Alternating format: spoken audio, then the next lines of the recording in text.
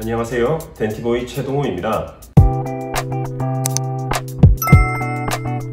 주변에서 지인이 치과에서 치료를 받고 그때 자기가 선택한 재료가 좋은 재료인지 저한테 묻는 경우가 종종 있는데요. 치과에서 보철물을 선택하기 전에 자세한 설명을 해주더라도 이해가 잘 안 될 수 있고, 그리고 재료마다 장단점이 있기 때문에 내가 올바른 재료로 치료를 했는지 고민이 될 수 있습니다. 그래서 오늘은 충치 치료에 많이 이용이 되는 보철물인 인네이와 크라운에 사용되는 재료들의 장단점에 대해서 한번 알아보도록 하겠습니다.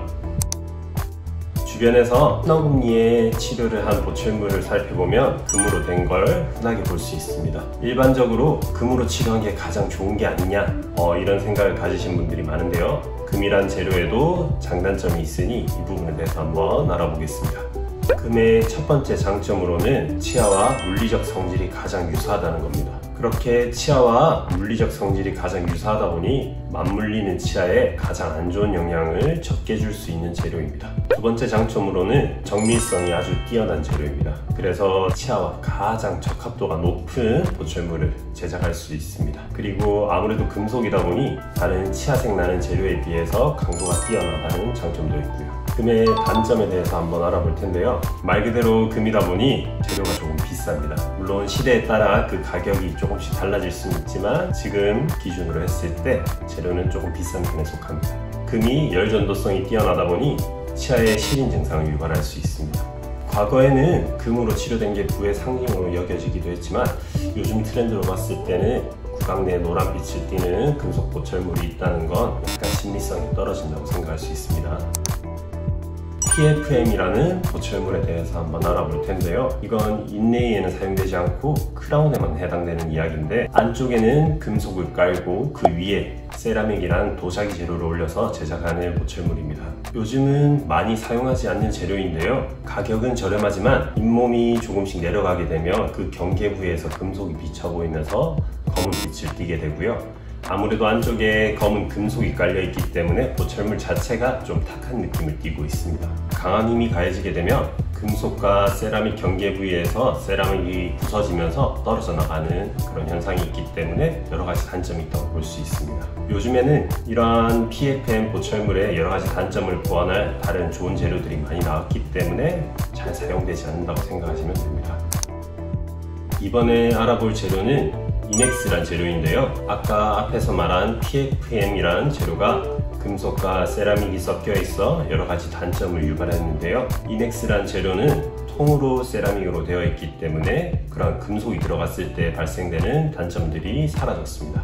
안쪽에 금속이 없다 보니 큰어금니 이런 부위에서 사용하기에는 조금 무리일 수 있지만 앞니를 만드는 재료 중에는 신미성이 가장 뛰어난 재료라고 생각하시면 됩니다.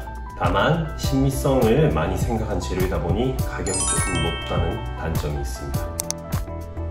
이번에 알아볼 재료는 지르코니아인데요. 인조 다이아몬드라고 불릴 정도로 아주 강도가 강한 재료에 속합니다. 큰 어금니에 사용해도 무리가 없을 정도의 강도와 앞니와 작은 어금니에 사용해도 될 정도의 신미성을 갖추고 있습니다. 만약 강도를 위해 앞니에서 지르코니아를 사용하게 될 경우 안쪽엔 지르코니아를 깔고 그 위에 다시 세라믹이라는 재료를 올려서 만드는 보철물을 사용하게 되는데요. 이렇게 제작하여 신미성과 강도를 모두 잡는 보철물이라고 생각하시면 될 것 같습니다. 편의상 PFG라고 이야기하도록 하겠습니다. 이렇게 제작된 PFG 같은 경우는 일반 지르코니아보다는 조금 더 높은 가격으로 책정이 되어 있을 수 있습니다. 하지만 그냥 일반적인 지르코니아를 기준으로 했을 때는 PFM보다는 조금 더 비싸고 금보다는 조금 싼 가격으로 형성이 되어 있다고 보시면 될 것 같습니다.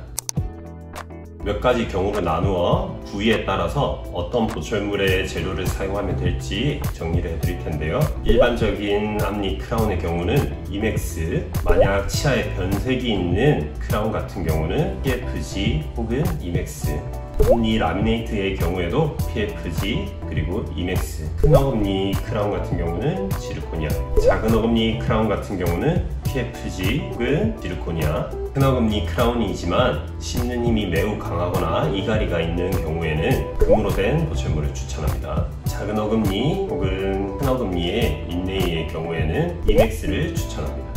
크게 분류했을 때 치아의 부위와 보철물의 종류에 따른 재료를 구분해 보았는데요. 실제 치료를 하게 되면 다른 세부적인 상황 때문에 다른 재료를 사용해야 되는 경우도 발생을 하게 됩니다. 제가 알려드린 내용을 참고하여 판단하되 치아나 환자분 본인의 상태에 따라서 사용해야 할 재료가 달라질 수 있다는 점을 감안해 주시면 감사하겠습니다.